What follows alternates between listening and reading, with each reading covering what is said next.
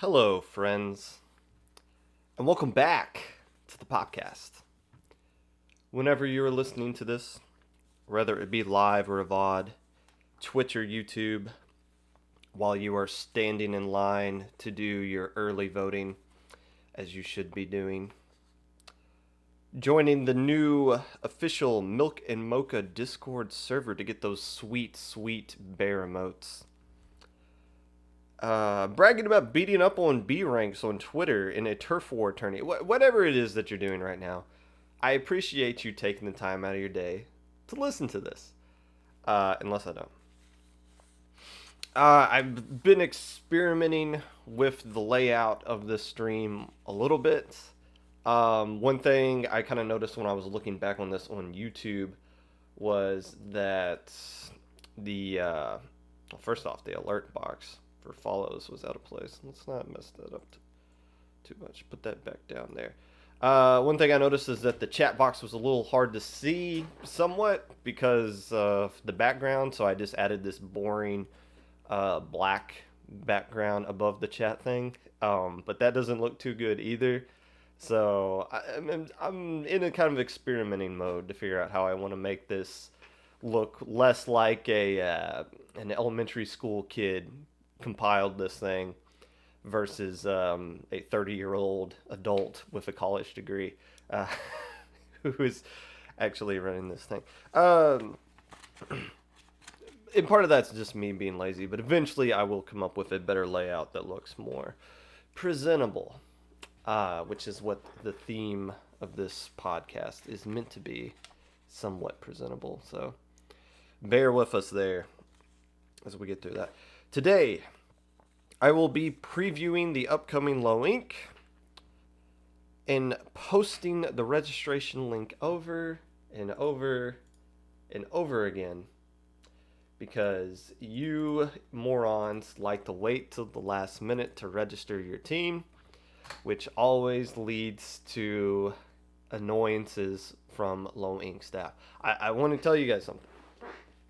Last month, there were some teams that signed up late who didn't get to play in Low Inc. because they didn't give Low Inc. staff enough time to actually verify them.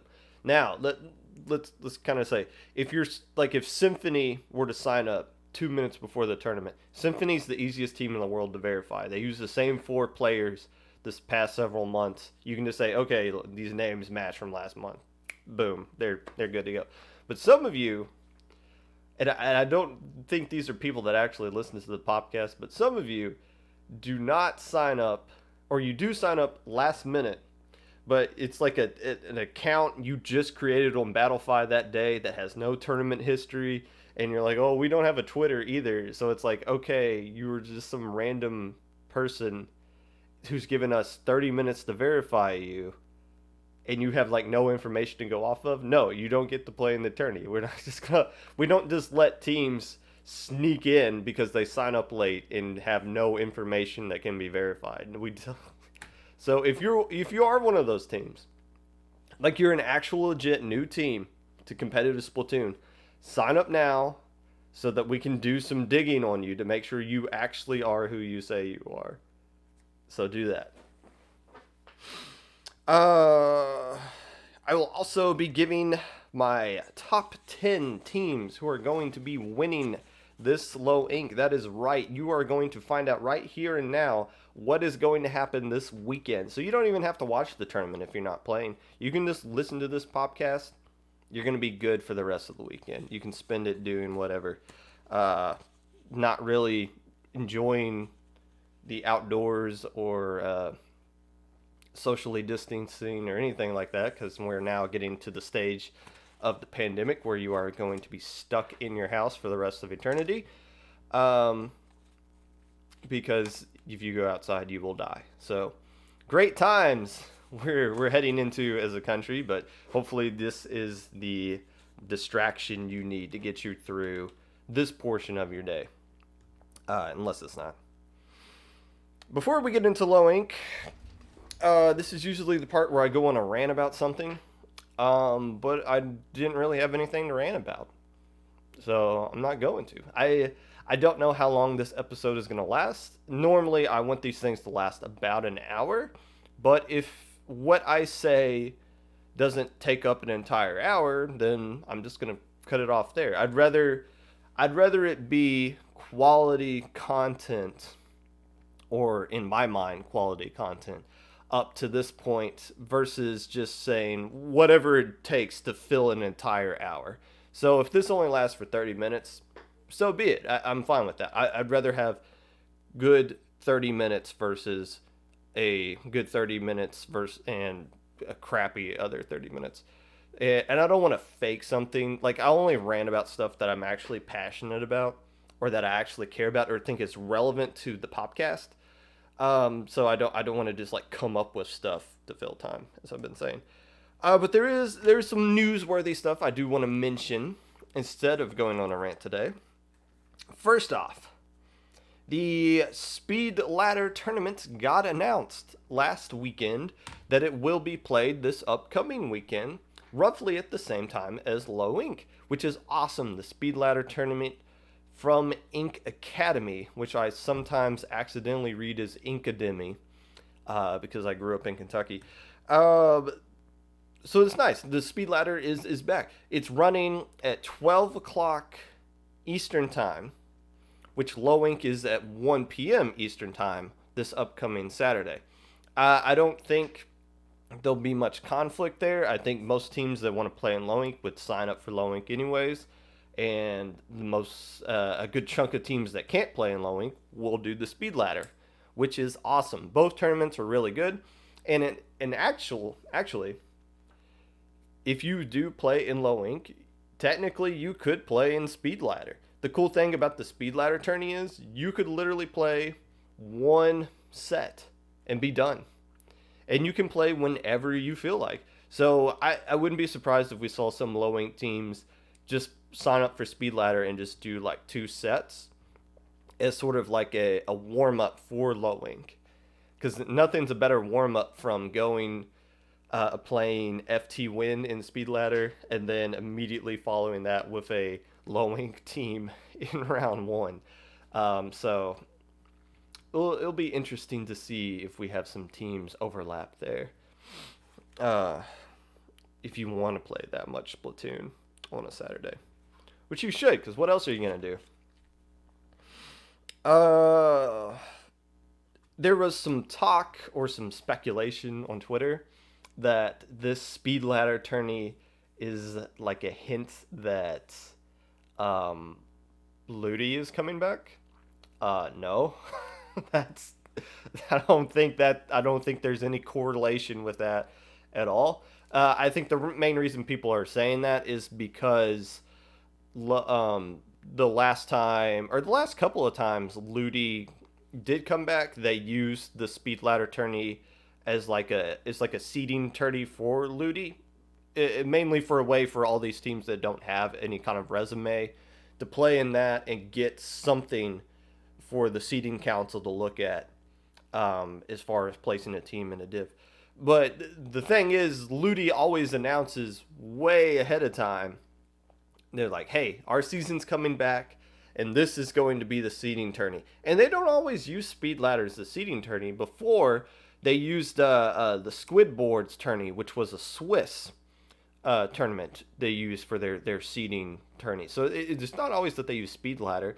And Ink Academy has used several Speed Ladders in the past that weren't connected to Ludi. They were just the Ink Academy Speed Ladder. So don't automatically make that assumption that this is like a hint or a preview or that there's going to be some sort of announcement after this tournament. No, it's just the freaking tournament that Ink Academy is doing. Play in it and have fun. When Ludi is coming back, / if Ludi is coming back, who knows? Who cares? Don't worry about it. It's funny that you guys spend so much time complaining and ranting about Ludi, but then the hint of a tournament that's related to Ludi comes out, and the first thing you guys say is like, oh my god, Ludi's coming back. This is awesome. It's like, no, you don't. Come on, guys. Speaking of Speed Ladder tournaments, The North America Turf War tourney was this past weekend. Excuse me. And they used a speed ladder format, which is awesome. That's something I kind of hinted that I would like to see out of these North American tourneys, these Nintendo Open tourneys, is a speed ladder format, which is much, much, much better than the single limb tournament that they have been running up to this point. The problem with the single limb, it's impossible to seed every single team. So what they do is just seed like well, I guess for the Turf War tourney, they'll seed like the 10 teams that are actually established that sign up for something like this. And then every other team just gets a random seed from like seed 11 to seed 300, whatever. So seeding for that tournament is dumb. Half the teams get eliminated in round one. They'll get placed up against a team they have no shot in hell of actually beating. So a speed ladder tournament is great because each team gets to play as many games as they want, and they're eventually going to find an opponent that's at their skill level that they're going to have fun playing against. The speed ladder format does so much more to help promote competitive Splatoon than the single elimination tourney ever would. And that is huge because I've always said that the North America Opens that Nintendo hosts are the most important tournaments in our community. So the fact that they're becoming even better, even more accessible to lower level teams, or hell, teams that are even below the lower level, like B and C ranked teams, that is a fantastic thing. So hopefully the speed ladder went well on the side of Nintendo, or the TOs that were running this on behalf of Nintendo, so that they actually try to implement this into I don't want to say a real tournament because I don't want to throw shade on Turf War, but if they actually implemented this on the ranked mode tournaments that they do, which I guess we'll be seeing another one of those before the end of the year at the rate they're pumping those things out. So cool. That's awesome. Happy that that tournament went out. I didn't pay attention to it, so I don't really know who won or who lost, or even if they're doing the thing where we just get the top four now, and then we'll tease you for a week to see if you think FT wins, they're gonna lose or not, which they don't. So I don't know if this tournament's over or what or who won. The only thing I saw of it, I saw on Twitter, CIA was streaming. I was just like browsing through Twitter, so I hopped in on their stream for a few minutes. They said they had played Sonder earlier, and the team they were playing when I was watching had a level 15 player on it. So it's quite a so it seems like there's still going to be a lot of times where, as an established team, which if you're listening to the Popcast, you probably are on an established team, there's going to be about half the games you play that are still going to be against babies, which for the single limb tournament was pretty much the case. For most established teams, you would play about 3 or 4 rounds against teams that had absolutely no shot at beating you, and then you played your 4th round against like Ascension or In Control Splatoon or whatever. So yeah, but still great to see. Awesome that they made this change. It shows they're paying attention. It shows Nintendo is paying attention to us and they're listening to us. So if they reverse course in December, when I'm predicting the next Open is going to be, and they go back to single limb and go back to another copy of ARMS, that would be really disappointing. But I think we're trending in the right direction. And yes, as Saint K from CIA is confirming, the skill level was everywhere. But I think it would be more consistent. With the Turf War tourneys, we don't really see actual teams sign up for that. we just don't. The Midpoint Draft Cup was going on at that time, which kills a lot because basically a bunch of different team members are playing in that instead. I don't know if there were any other tournaments for actual legit teams going on at that time. If there were, I wasn't aware of it. But for the most part, we don't really see like just off the teams that I know made the top 10 the last time we had the Turf War tourney.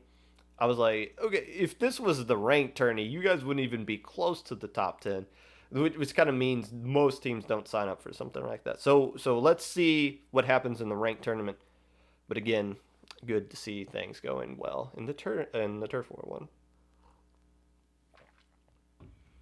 Ludi is bad for low ink skill caps. Maybe, maybe not. I did a whole rant about that last week, um, which you can find on YouTube. I'm actually kind of proud of that one, considering I wrote most of last week's episode the night before. You were there. Don't be tripping on that. The last news thing I do want to note. This upcoming Halloween, there's some spoopy tournaments going on. The Xanadu tournament series is returning, or at least that's what I saw on Battlefy on Halloween Day. And I also believe Carrot's Turf War tourney is that same day. I think it's on a Saturday instead of a Friday this time around. I'm not. I should have done some research into that before before I came on this podcast to say that. But for next week, when I do the recap of Lowing, I'll have more information about the Xanadu tournament and the Turf Be Told tournament as well, because I feel like both those tourneys would be things you folks would be interested in.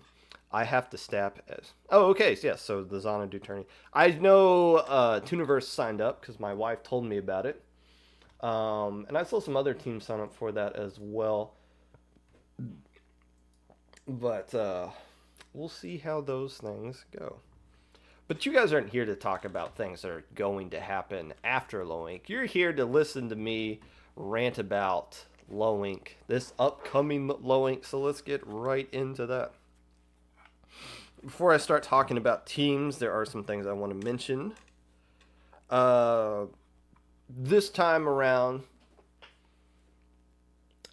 I don't think this Low Ink is going to be as stressful as the one last month. The one last month was the 2-year anniversary. The prize pool got bumped up from $40 to $200, and there was some concern that teams would try to sneak in. As Hoenn announced publicly last month, we kicked out 50 players for that we assumed were trying to smurf from last month. This time around probably won't be that big of an issue. There are always people that try to sneak in the Low Ink, always, regardless. But I think less people are going to try to sneak in this time around, and if we do, we will catch them. Sneaking into Low Ink now, think about it like that. You have to be really, really committed to it. First off, you got to find a way to where you don't get caught for it, which is really hard to do.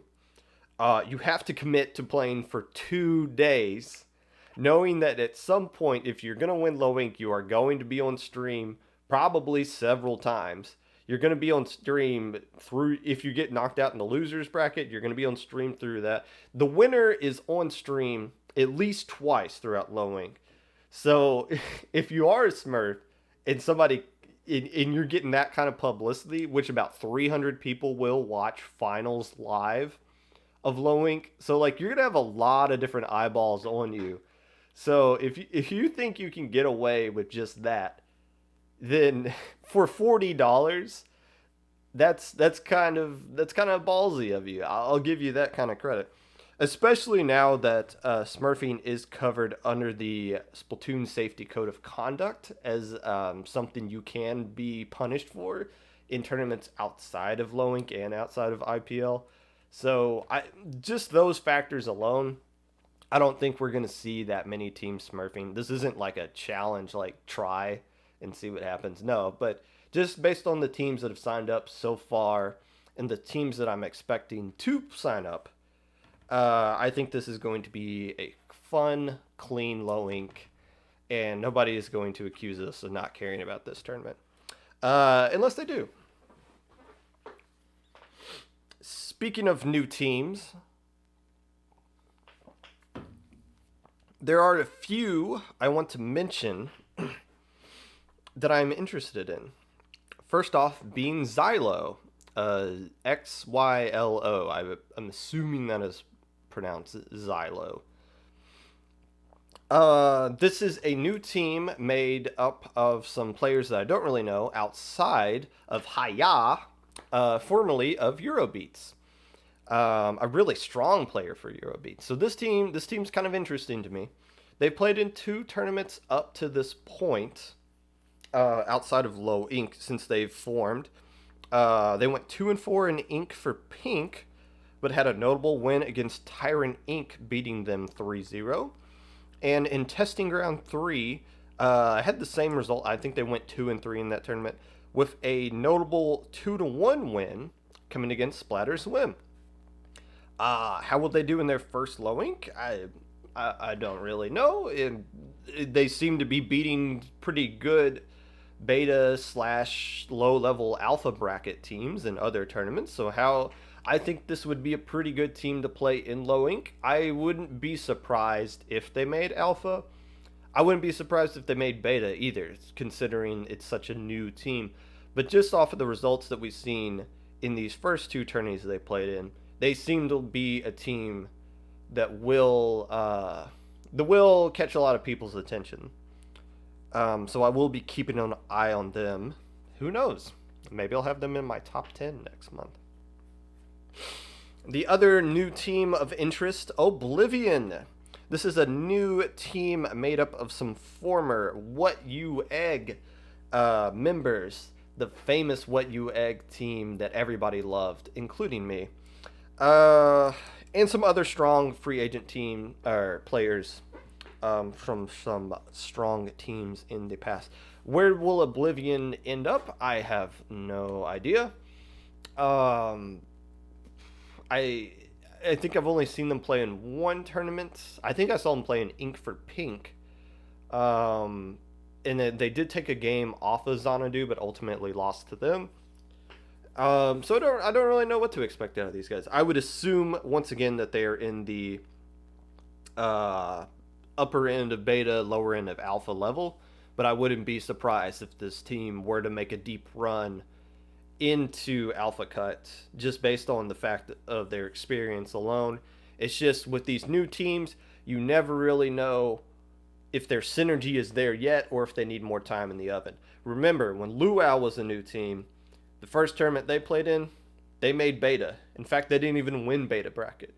But then you give them one more month to grow synergy and get their internet issues figured out. All of a sudden, they jump from winning second place in beta to winning the whole doggone tournament the next month. So we might see a future Luau in Xylo or Oblivion here. But I don't think this is going to be the tournament. I think they still need some more time in the oven to become a nice, beautiful cake or cookie or whatever, or pie, I guess, if you put pies in oven. I've never made a pie before. I would assume you have to put a pie in the oven, actually. If you bake them, I guess no bake pie. You didn't come here for pie talk. You came here for lowing stuff. Let's get on with that. My top 3 teams who will make Gamma who didn't last month. Number 3, the Ink Kings. Now, the Ink Kings didn't really have a good result in last Low Ink, outside of taking one game off of the Bunnies, which was very impressive. But the Bunnies had a lot of weird 2-1 results last time around, which I'll get into later in my top 10. But the Ink Kings had a pretty good result in Little Squid League 7. Just missing top cut, I believe, but having a pretty strong result nonetheless. I love it. You will notice a trend over the course of the rest of this podcast when I talk about teams. I love it when your team plays in other tournaments outside of Low Ink. That gives you more experience. It gives you more opportunities to grow as a team. And I think Ink Kings is going to use this experience to bounce their way into Sunday after missing it last tournament. Number 2, Clownfish. This team is a usual Gamma slash Beta bracket team. So I don't not really sure what the issue was last month. Why they didn't do as good as they normally do, Um, but they're a solid team, and we should see a bounce back from them this month. So expect for them to qualify for Sunday, which they didn't do last month. My number 1 team to make Gamma, who didn't last month. Give me Triton Splatoon. These guys had a really good Little Squid League 7. They finished 3rd and beat several teams with Gamma slash Beta bracket experience, including CIA. Sorry, St. K, I know you're listening, but I got to give credit where credit is due. A nice win for Triton Splatoon there. I was surprised after looking at how good they did in Little Squid League 7, seeing that they didn't make Gamma bracket last month in Low Ink. So we should see some improvement out of this college team here. This older college team, it seems like, as I've started to pay attention to those guys a little bit more. They made Alpha and Split. I think you're thinking of Trinity, that made Alpha in June. A team that sounds kind of similar to that. But no, Triton Splatoon, I don't think made Alpha in June. Actually, I have it pulled up right here. It was Civoir, Reservoir, Pure Divinity, Trick or Treat, Takedown, Leggett, blah, blah, blah. Oh, they did. Wow, I didn't realize that. Well, how'd they bounce around from all the way over there? Interesting. Regardless, that makes it even more weird that they didn't qualify for a tournament last time around. Maybe their roster was a little bit different. I'll look at that. But we'll see Triton Splatoon make a jump up there. Thank you. Nice catch, Persistence. I see you guys beat them, actually, in June. My dark horse team to make Gamma, who didn't last month, give me the Wiggly Phantoms. This team shows up in basically every lower level tourney and is steadily getting better and better without people noticing that, because they're traditionally ending up a little bit down at the bottom of the pack. But the fact that they keep playing these games, keep getting experience, keep getting synergy, something I've been talking about, eventually they will crack their first Gamma bracket. And I think this month will be the one that they do that.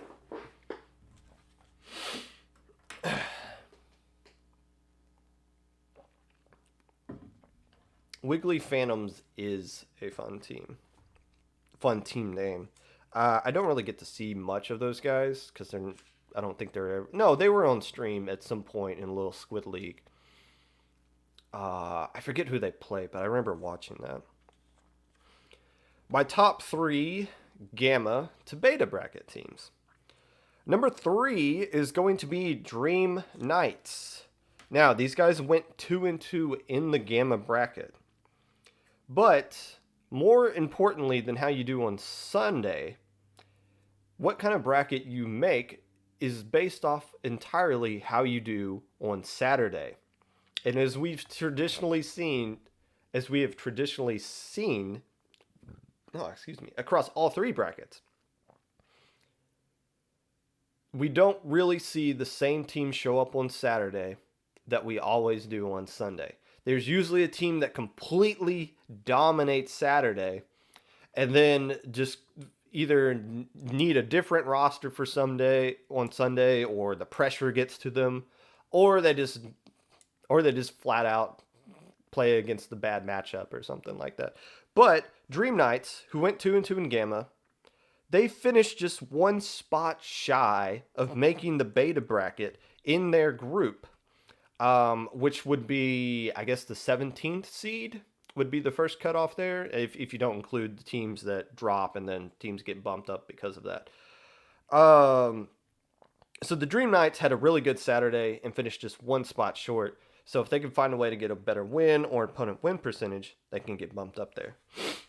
Number 2, give me Error 404. Now, these guys were the number 10 seed, which means they were a little bit ways away from making beta bracket last month. but they absolutely dominated Gamma Bracket last month. They won grand finals 4-0, which is something we never really see in low ink anymore. It's usually the team coming in from the losers bracket finding a way to dominate. But no, the team that actually won winners bracket went into grand finals and won 4-0. So error 404. I would expect them to bump up to gamma or bump up to beta, and if they don't, then well, it's going to be a rough time for teams that have to play them in the gamma bracket again. My number one team to move up from gamma to beta is Amnesia Nouveau. Now, I talked about these guys last month. I was getting them confused with the team formerly known as Amnesia. Chili DM'd me and told me that this is the same Amnesia team we have seen in the past. The Nouveau part comes from a recent rebuild the team has gone through. So after finishing third place in Gamma and knowing that they have gotten 4 wins in Swiss in the past, back when they were Amnesia, I would assume this would be a strong team who could bump back up to beta. I don't know. I don't know what the rebuild part is. If that's a rebuild going down, or if that's a rebuild trying to make themselves better. I mean, every rebuild's trying to make themselves better, but I don't know what part of the phase in the rebuild that this team is currently in. Sometimes when you're in a rebuild, it takes you a little bit to get back up to where you were so that you can surpass where you were. But just knowing that Amnesia has players on their roster that have beta bracket plus experience gives me, well, not hope. I don't care what any of these teams do, but gives me a thought that they might be a little bit better than what we saw out of them last month. My dark horse team to move up to beta from gamma, give me Divine Downpour, which I think I spelled wrong on my notes here. Good news for these guys. They finished second in gamma last month. The bad news, the reason I'm giving them my dark horse, even though they finished second, is because they went 2-4 in Swiss. And to bump up to beta bracket, you're going to need to get at least 4 wins or have like a really strong 3-3 record where you get a notable win against a team that bumps up your opponent win percentage a little bit. I think one of the main... So Gamma Bracket last month was kind of interesting because in theory it should not have even happened, because we only want 50% of the teams that sign up to actually advance to Sunday. And I think only 77-ish teams actually registered last month. So in theory, you wouldn't have a gamma bracket, but Low Ink staff decided to have one anyways to kind of help, to kind of reward teams for signing up, which is good. The more teams that play on Sunday, the better it is for those teams as far as their growth and development for the future. But normally you wouldn't even see a team go 4-2 and make gamma bracket. So that's why I have Divine Downpour as a dark horse instead of one of the teams that I would totally expect to move up to beta, even though they finished second in gamma. But still, Divine Downpour, a team that has a lot of experience in Low Ink. We'll see them bounce back for sure.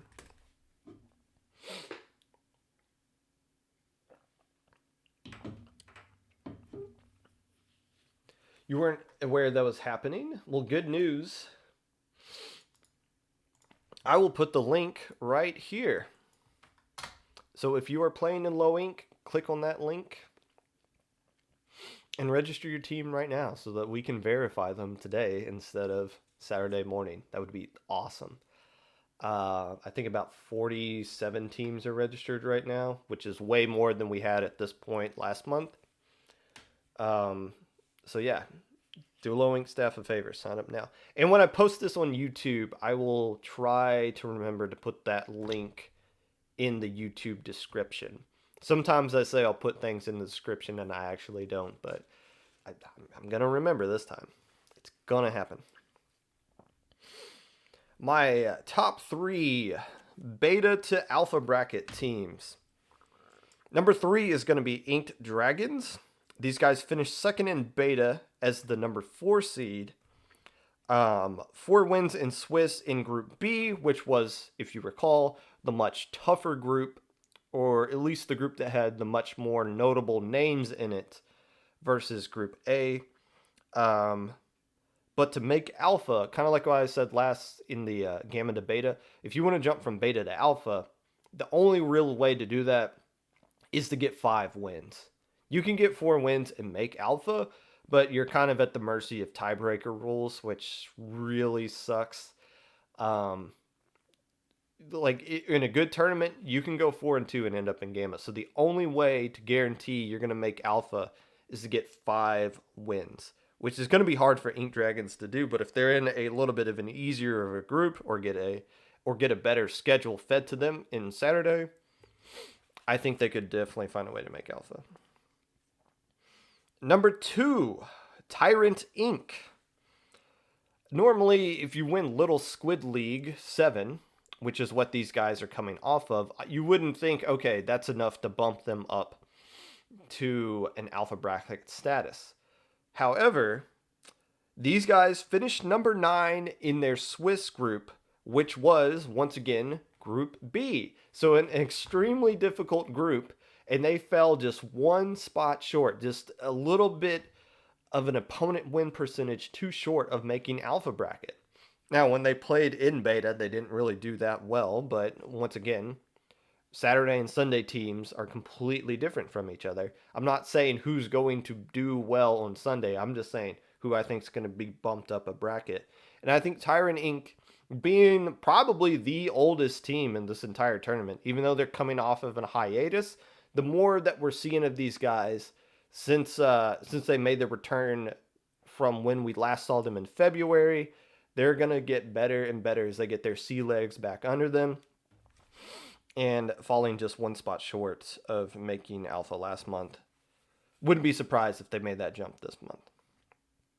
My number 1 team to move up, I think obviously the obvious pick here is Inkling Technology at Purdue, or ITAP, or ITAP, or if you say it backwards, Patty. Here's what ITAP needs to do, though. They need to get a signature win against an alpha bracket team, which is something we don't really see ITAP do up to this point. They play Symphony. They don't beat them. They play Geek Squids. They don't beat them. But when they play teams that are around their skill level, they dominate, especially on Sunday. These guys know how to flip the switch on Sunday. They've won really close games in Gamma Bracket 2 months ago to win the whole bracket. They won some really insane sets last month to win all of Beta Bracket, which proves that if you were to categorize teams into different tiers, ITAP is at the very top of whatever tier they're at. But they need to start beating teams that are at the tier above them. Now they've been the reports are that they've been grinding really hard for this low ink to try to get that first jump into alpha bracket. Because I know after what they did last month, they don't want to go back to beta. That would be a letdown to them, I would assume. So in order to do that, whenever they play a team like Persistence or the Bunnies or Ryzen or Last Chance or Squid Row, pay attention to that on Saturday, because I think they're going to come out with a little bit more ferocity than we're used to seeing against those kinds of teams. And we'll see if they can steal a win or two. Getting 5 wins in low ink is extremely difficult to do when you're not one of the traditional blue blood teams that are in low ink. But I think ITAP can do it. My dark horse teams to make alpha bracket, I got 2 of them. I got 2 dark horse teams. Number 1, the deep fried Octolings. These guys finished 3rd in beta with key wins coming against Tooniverse, Alloptic, and Tyrant Inc., all by sweeps. They're generally better than most teams at their skill level. Again, I would put them at the same kind of tier that ITAP is in, and very close to ITAP. But what we kind of said with ITAP, Their next step is going to have to be knocking off one of these teams that they're flirting with beating and actually beating them. And I'm going to push hard. If Hoenn is, if you're still here, I'm going to push hard to try to get the deep fried octolings on a stream at some point. These guys have never been on a stream that I'm aware of, and I didn't even know what their roster was until I saw Launch Point last month and I saw Apple play. Whoever that dude is pretty insanely good. So I want to see some more of deep fried octolings. Hopefully we can get them on stream for the first time this month. My other dark horse team, the Krusty Crew. And the reason I put them down here as a dark horse, they didn't really do that well in beta bracket, but they came within one game of making alpha bracket last month. Not one match, literally one game.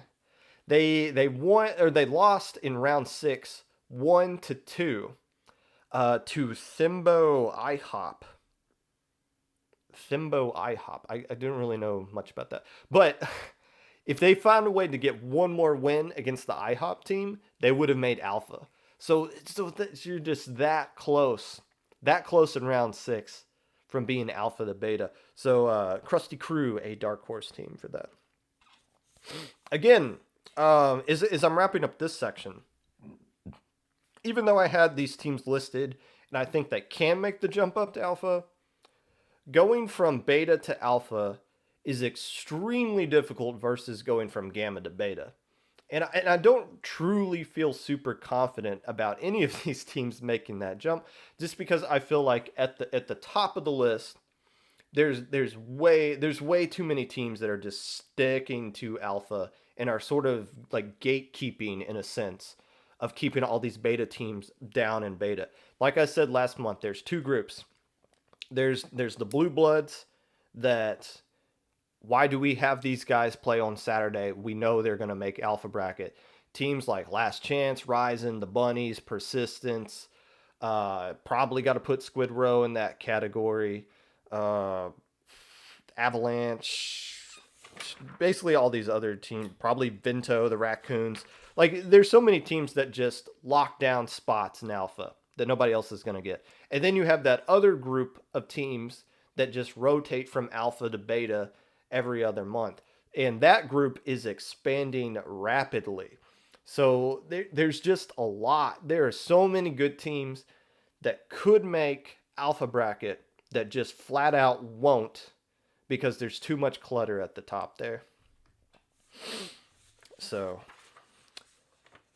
win your games on Saturday, or be at the mercy of the tiebreaker. When my team played in low ink, I always told them this: losers complain about the tiebreaker rules. If you win your games, you don't have to worry about it. Literally, the only people who complain about tiebreaker rules are teams that lose. So win your games, people. Or hope that you magically do good enough to get into Top Cut. Somebody asked about Tyrant Inc. earlier, Max. According to their Twitter, they formed in 2017. So basically when Splatoon 2 came out. And I remember my team actually played them. The first time we played them was January 19th in like the very first ever tournament that SIC held back in 2019. So I've been aware of them for at least 2 years now, and they've been playing, and their Twitter says 2017, which I'm willing to believe. I think they just took a hiatus for a little bit. If you just look at their Battlefy history, the last thing they had before this last month's low ink was in February of low ink. So I think they just took like a pandemic hiatus, and now that we're hitting our second wave, they're starting to come back. I think they're an EU team as well, which is always nice to see. Before I get into my top 10, I'm going to talk about some teams that I'm questionable about, that are not in my top 10, but I think I don't know if they're good enough to win Low Ink yet or not, so I do want to mention them somewhat. First off is Red Sun. Now Red Sun is kind of like Xylo and Oblivion when I mentioned in these new teams. Red Sun was a new team a few months ago, made up of some like a free agent team that was made up of a bunch of players that have experience. Most notably, some players from the old Technical Machine team. They made their first alpha bracket last month after just barely missing it in August. Um, so when I talk about like the blue blood teams that always make alpha and the teams that are just kind of rotating, this is the month where we figure out where Red Sun is. Are they going to be a team that's an automatic alpha team, or are they going to trip up and go back down to beta this month? So that's my question for them. I think we'll figure out what category to put Red Sun in after this tournament based on how well they do. I got a questions for access denied. 2 months ago, these guys were in an epic grand finals in beta bracket with ITAP, which they just barely lost. After playing a bracket reset and playing them in winter finals, they played 18 games against ITAP in that tournament. That was insane. So after that, they just completely skipped beta all together and went straight to alpha. Now they had to play against Persistence, which is welcome to alpha bracket, kid, kind of moment. But can they do that again? It'll be interesting to see where Access Denied. Access Denied is easily in this group now of like the can make alpha, can make beta kind of thing. But can they do beta 2 or can they do alpha 2 months in a row? I would be extremely impressed if they could win gamma or if they could make it into alpha 2 months in a row. The other team I have is Geek Squids. We talked about this. The Geek Squids is the perfect example for this kind of group that I'm talking about. 2 months ago in August, they went 5-1. 5-1. But in September, went 3-3. So things just kind of switched up right now. We don't really know what to expect out of Geek Squids. I always say they play up to the caliber of the opponent they're playing against, and they play down to the caliber of the opponent they're playing against. So if you see Geek Squids at any point on Saturday, expect it to be a 2-1 match, which is whether it should be or not, because they'll take games off of good teams. They were one of the few teams to take a game off of Last Chance last month. Last Chance went 29-3. Geek Squids were the only team to take a game off of them before Last Chance went into grand finals. So can we see more consistency out of Geek Squids is my question here. Are you guys saying Access Denied is on hiatus? Is that the team you're talking about that's on hiatus? Actually in the weaker group in Low Ink September.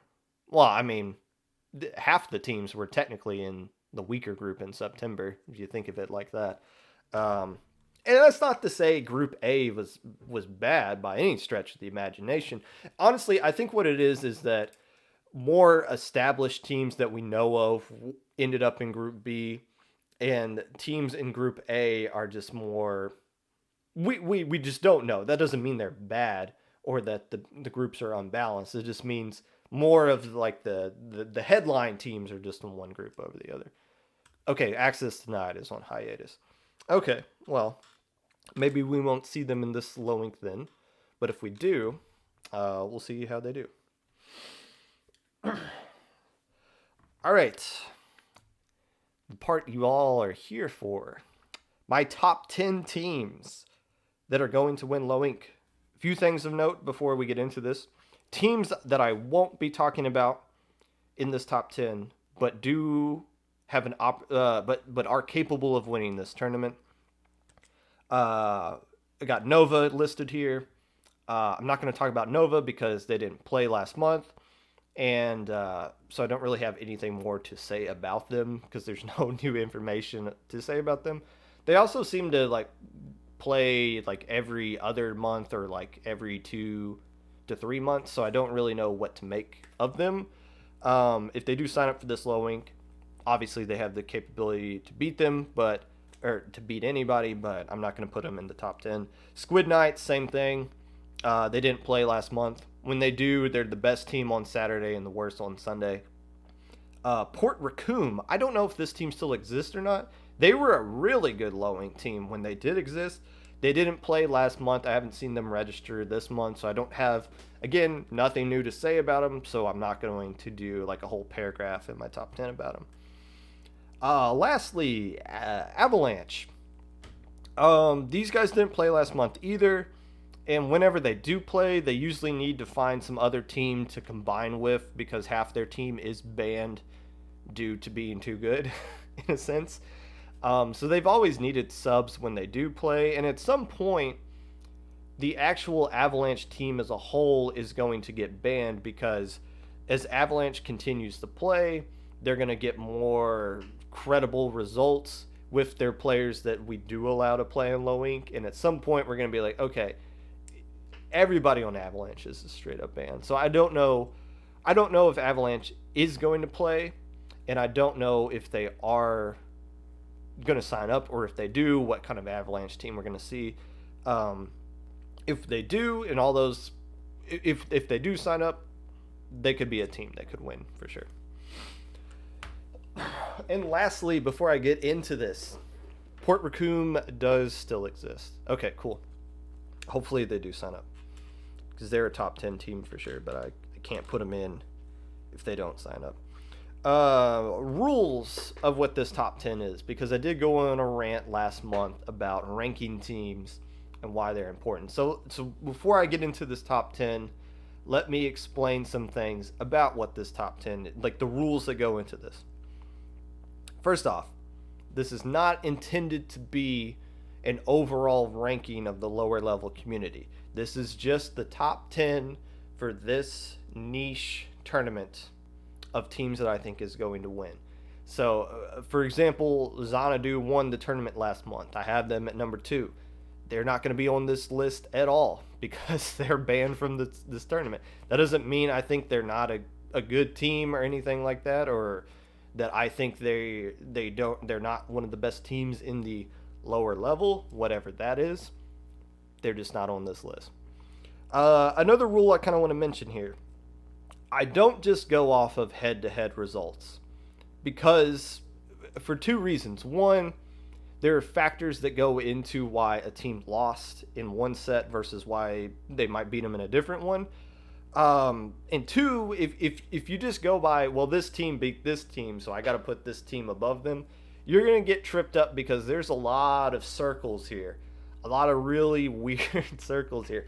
Team A might beat Team B, but Team B will beat Team C, but Team C will beat Team A. So it's like, okay, there's no logical way to kind of put all this stuff in here. The number one factor I will talk about, though, if your team is ranked higher than somebody else, it's probably because you play in other tournaments outside of low ink.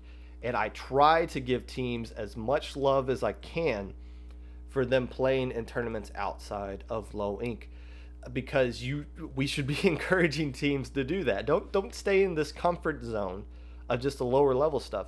So teams that are playing in SOS and testing grounds, I see it. You don't have to DM me, like, some people did DM me like, hey, look what we did. Like, no, I already saw that stuff. Like, I noticed those things, and I want to give teams love for doing stuff like that. So there's gonna be, and I don't want to like punish teams for like signing up for an SOS tournament and they do bad. It's like, oh well, these guys got stomped, so that means they're gonna be bad in low ink. That's not always the case. I want to just reward teams that do good for signing up in other tournaments, because I do notice those kinds of things. And with that, let me get some water and we'll get into this.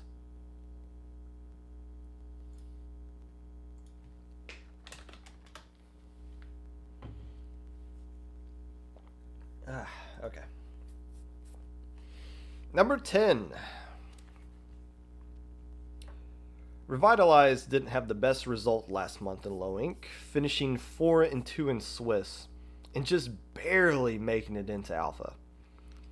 And then being eliminated in losers round 1. In fact, if I felt confident about one of the teams I just mentioned were going to sign up, I probably wouldn't have Revitalize on this list at all, to be completely honest with you. But let me explain their less than the desirable result from last month and why I'm interested in them this month. Twitter made it seem like they were in a rebuilding phase doing some recruiting. But this has ended now as they have just added Teresa, Tressa, a former longtime anchor for Eloptic. So it'll be interesting to see what an experienced anchor like her combined with the most experienced low ink team of all time, which Revitalize is, can accomplish this time around. I definitely expect them to have a better run of things this month, and they're obviously a team that is going to find a way to qualify for Alpha Bracket because, as I say every month, nobody has more Alpha Bracket qualifications than Revitalize. It's not even close. Number 9. Symphony is a really curious team. Last month they went 4-2, but have the highest opponent win percentage of any team with that record. Their 2 losses came to the Bunnies and Last Chance, and they beat beta teams like Geek Squids and Tooniverse, and did beat Squid Row on stream 3-1. But their record suggests that they are in the middle of the pack of Alpha Bracket teams. So why would I have them on a list of teams that I think could win this whole tournament? Well, if you broke down Symphony just by what, like, their inner core, their DNA, they shared the same DNA model of the past 3 low ink champions. West Broadway Grillers, Luau, and Xanadu all had consistency, an experienced roster, and synergy. In fact, you could argue that they have the most synergy of any team in this tournament just based off the fact that they have the same 4 players on their roster that have been with them for several months now. Just 4 players, by the way. They're not one of these teams that have like 8 to 9 people on their roster, which in theory could be like 3 completely separate teams. No, they have the same 4 players. They never need a sub. And that kind of synergy and experience with a team is only going to make them better going forward. They're just a step behind the last low ink champions, though, but do follow the same blueprint they laid out on how to win a tournament like low ink. They just need to start getting more wins like they did against Squid Row and become a more consistent 5-1 team on Saturday. But again, if you look at what it takes, what you need to win low ink, Symphony has that kind of DNA. Number 8. It was great to see Squid Row make an appearance to low ink, a return appearance to low ink. They keep signing up and then dropping like right before it starts. But in September, they finally stuck it out, much to my surprise, and played the whole tournament and didn't disappoint. They went 5-1 in Swiss and beat Persistence and Revitalize in losers bracket in Alpha. The only knocks against them is that most of the wins in Swiss were against beta teams, but they did what any team in this top 10 list should do, which is avoid those upsets and get the wins against teams they are supposed to beat. They did lose to Symphony, who I just ranked below them on this list, but I feel like their overall tourney results, their tourney result last month was better than Symphony's despite that loss. We also don't see them too often in other tournaments, which is why I have them at number 8 when I feel like I could justifiably put them a little bit higher. I think they play in that Proton John League, but admittedly I don't pay much attention to that or know too much about it. But that probably soaks up a lot of their time. But they've proven with their return last month that they are a team that consistently make alpha and beat alpha bracket teams, And number 8 might be underrating them a little bit, but until we see more consistent play out of them, I can't justify putting them higher than other teams on this list who probably do have better resumes. Figured I'd get through that sheet of paper a lot quicker. Number 7. I feel like I could make a case for ink fluency to be higher on this list than at number 7. In September, they went 5-1 in Swiss and tied for 5th in Alpha Bracket.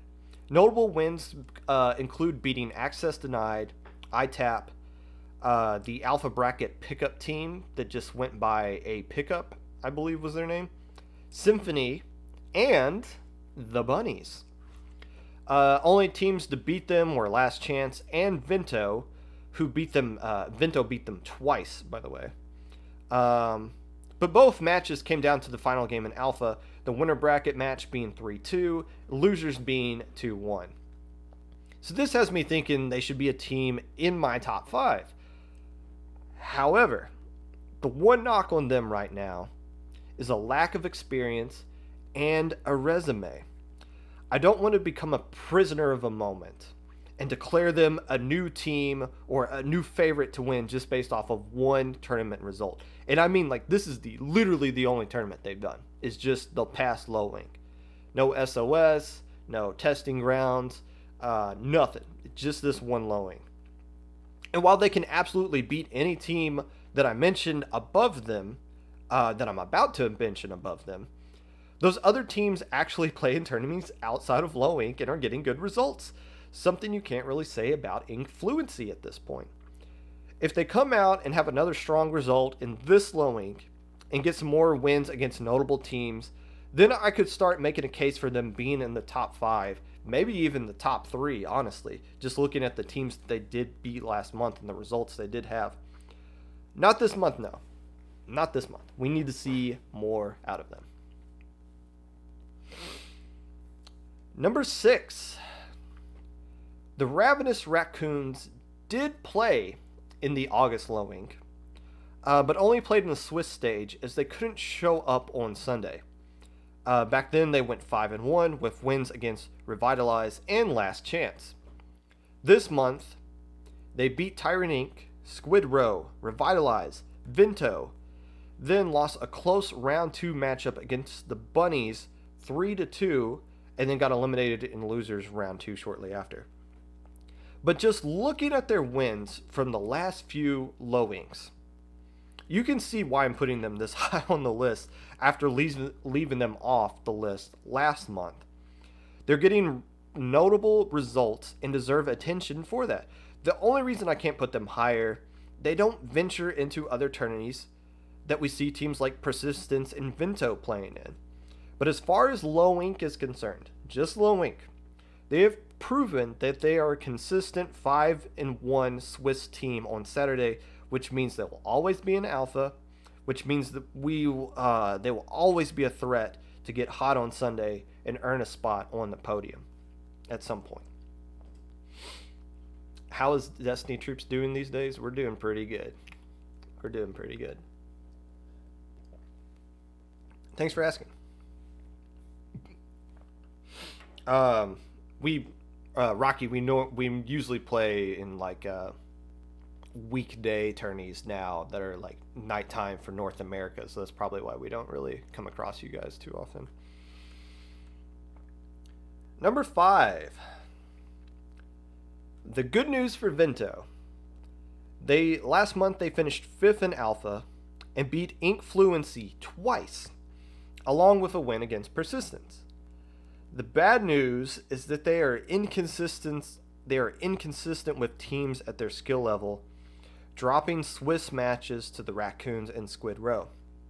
Still, this is a team that is improving.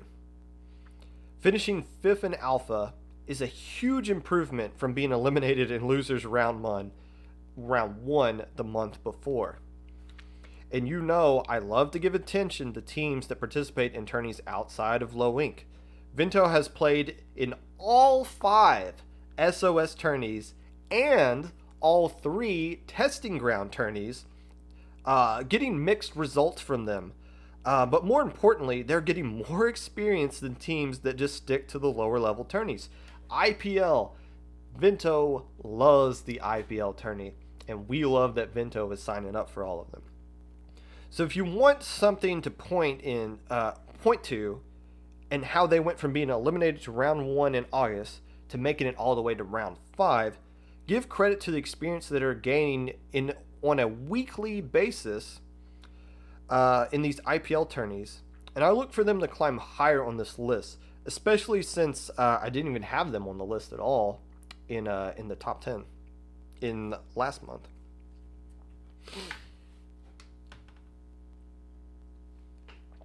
My voice is hanging in a lot better than it was at this point last month. Number 4.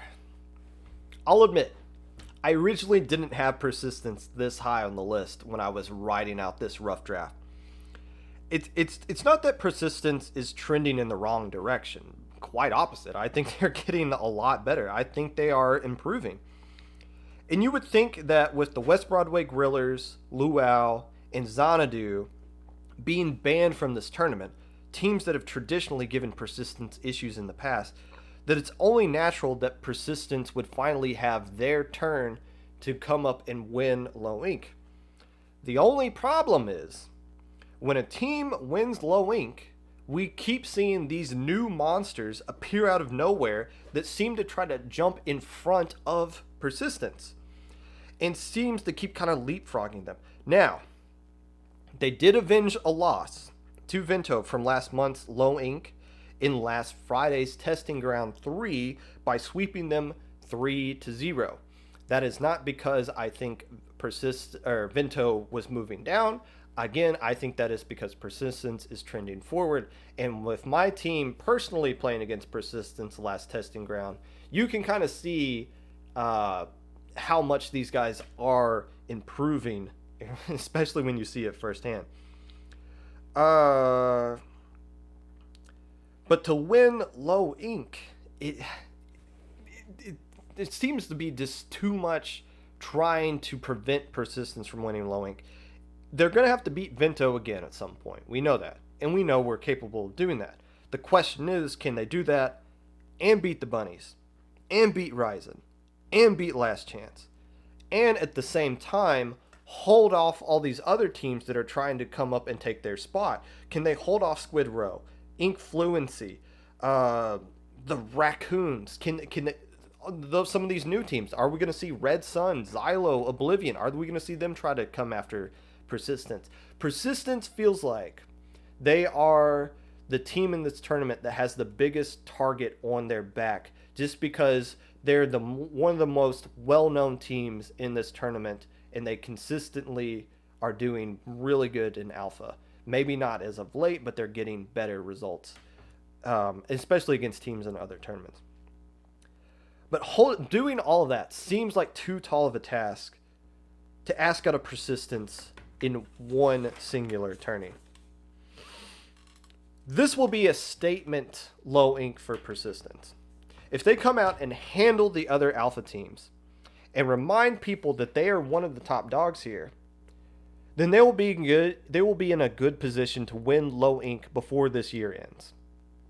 But they can't surrender any grounds to these other teams that are coming up to them. To the new kids on the block. Number 3. The Bunnies are back. But looked a little more rusty on Saturday than we're used to seeing out of them. A lot of weird 2-1 results here. Ink Kings took a game off of them. Access Denied took a game off of them. The pickup team took a game off of them as well. But the pickup team did make Alpha. The thing of note here is they didn't get upset.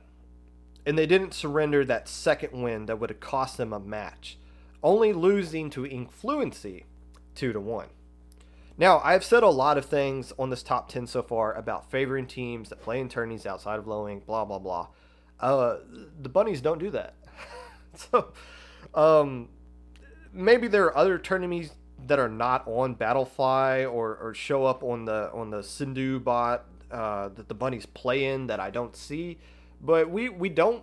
I maybe there's like some challenge thing they're doing, but we don't see what the Bunnies are actually doing. It genuinely seems like the only tournament the Bunnies play in is Low Ink.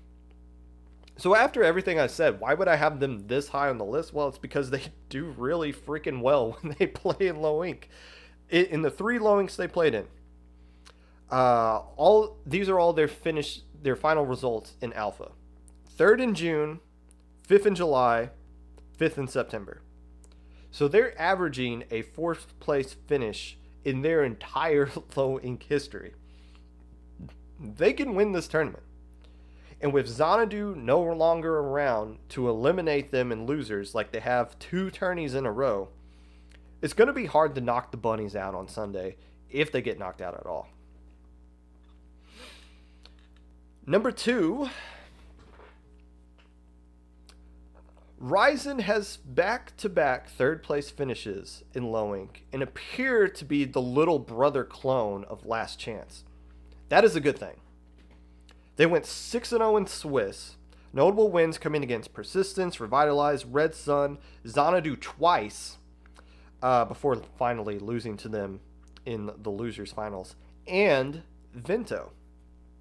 Only teams to beat them finished 1st and 2nd in this entire tournament. Think about that.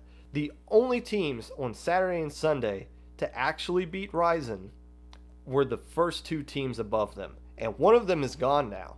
So putting Ryzen at the number 2 spot here makes absolutely perfect sense. Now, another thing of note is that there are no more pesky Tetra teams that can get in their way. Luau's gone, Xanadu's gone. I believe the Tetra players for Last Chance is gone from that team as well, which is something that has been kind of a thorn in the side for Ryzen. And it's kind of surprising that Ryzen, it still amazes me that Ryzen lost to Xanadu, considering they had swept them 3 matches in a row leading up to that loser's final spot. And it's been 2 months now that Team Ryzen has finished number 3 in the final standings.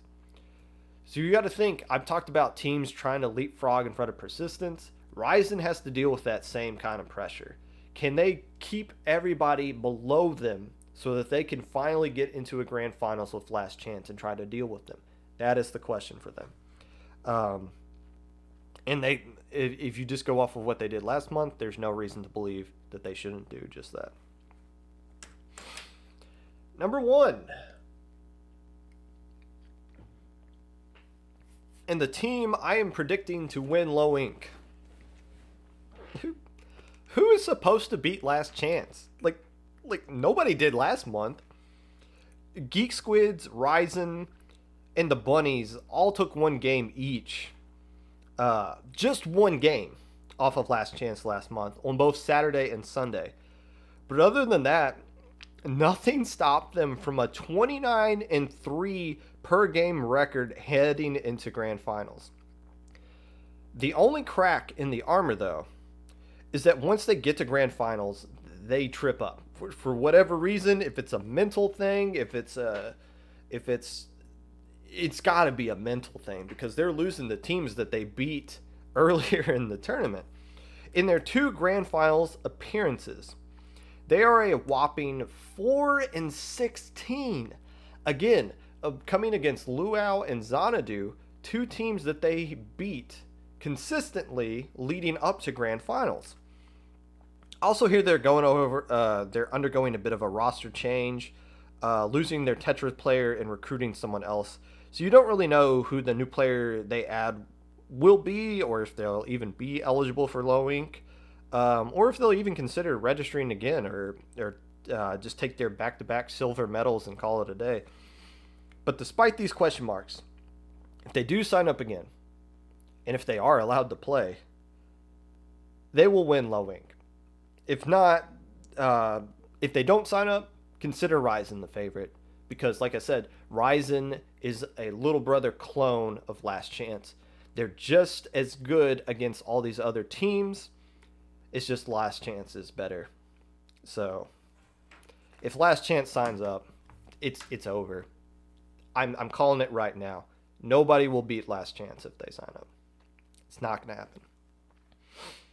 Now, like I said last month, if you don't agree with something that I've said, the beauty of this is that we are going to have the tournament this weekend, and you can prove me wrong. If I'm wrong, dead wrong about something I've said today, I will always start off my low ink recap episode with an apology to the teams that I screwed up. I feel strong about the top 10 because I actually justify the things within the top 10. I don't just say, well, I think this team should be here. No, I actually justify each position. So it's usually just like an explanation of like why this team overperformed or underperformed or for whatever reason.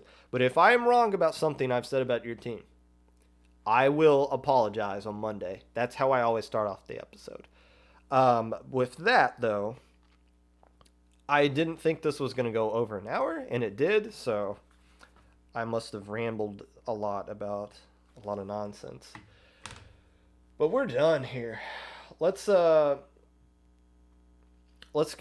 raid somebody, and thank you guys for watching the Popcast. If you would like to be a part of this Popcast in any way, feel free to reach out to me on either Discord at Popgun, hashtag 5882, Twitter at Mr_Popgun, Twitch at Popgun25, YouTube at 25Popgun. I no longer save Popcast VODs on Twitch. I save them exclusively on YouTube.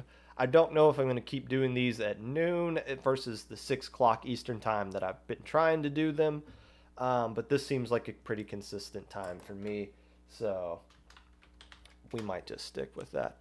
Thank you for watching. Please, you freaking idiots, wear a mask and make sure it covers your nose. Do you guys not breathe through your nose? Do you guys enjoy this pandemic? It's not going to go away till you wear a mask, you morons.